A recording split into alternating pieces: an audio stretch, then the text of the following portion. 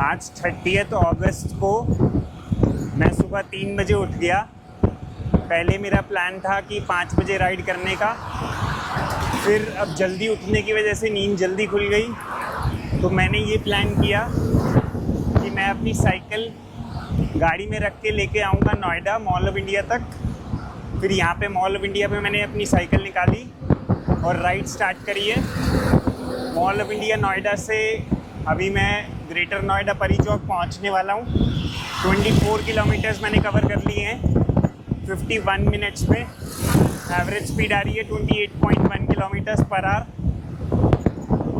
तो 24 किलोमीटर तो हो गए हैं। सोलो राइड मैं आज कर रहा हूँ, देखते हैं कितनी राइड करता हूँ। ये सुंदर सी एंट्री आप देखिए नोएडा में। Welcome to Noida. अभी मैंने परी चौक से यू टर्न ले लिया है और वापस नोएडा की तरफ ही जा रहा हूँ, मॉल ऑफ इंडिया की तरफ। 30 किलोमीटर्स कवर हुए हैं 1 घंटा 4 मिनट में। बहुत ही अच्छा मोमेंटम बना हुआ है, नॉन स्टॉप राइड चल रही है। लेट्स सी कैसी चलती है पूरी राइड, कितने किलोमीटर्स में कवर कर पाता हूँ। मैं सोच रहा था कि सोलो राइड चल रही है, बट ये मेरी परछाई भी मेरे साथ साथ चल रही है। तो it's not a solo ride, 2 जने राइड कर रहे हैं, एक मैं और एक मेरी परछाई। मॉल ऑफ इंडिया से परी चौक ग्रेटर नोएडा का एक लूप अब ख़त्म हो रहा है। 51 किलोमीटर्स मेरे कंप्लीट हो चुके हैं। 1 घंटा 46 मिनट यानी 1 आवर 46 मिनट्स मुझे लगे। 28.9 किलोमीटर्स पर आवर की स्पीड आ रही है। और अब मैं सोच रहा हूँ कि एक लूप मैं और कर लूँ इसका, तो मेरी सेंचुरी राइड हो जाएगी, 100 किलोमीटर्स पूरे हो जाएंगे। तो अभी मैं यहाँ से यू टर्न लेने वाला हूँ और कोशिश करूँगा कि पूरा एक लूप कंप्लीट करूँ। उसके बाद अगर यू टर्न लेके स्टार्ट कर दूँगा तो कंप्लीट तो करना ही है, क्योंकि गाड़ी तो मेरी मॉल ऑफ इंडिया में ही खड़ी है, मॉल ऑफ इंडिया की मल्टी लेवल पार्किंग में। इस रूट की सबसे अच्छी बात मुझे ये लगती है कि ये रूट फ्लैट है, कोई रेड लाइट्स नहीं, कोई ज़्यादा फ्लाईओवर्स नहीं, सीधा सीधा रूट है, अच्छी स्पीड आती है।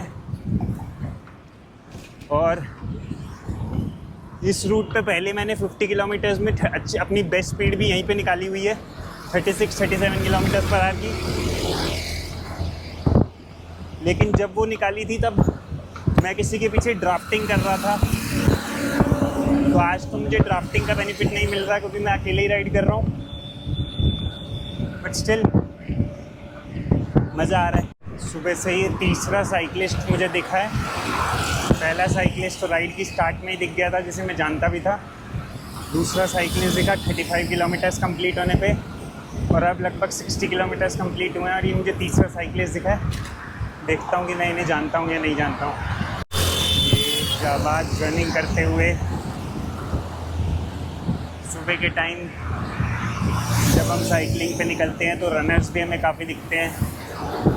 और साइकिलिंग करते वक्त ऐसा लगता है कि रनिंग करो यार, और रनिंग कर रहे हो तो ऐसा लगता है साइकिलिंग करो। हमेशा ऑपोजिट ही क्यों लगता है? आपको भी ऐसा लगता है क्या?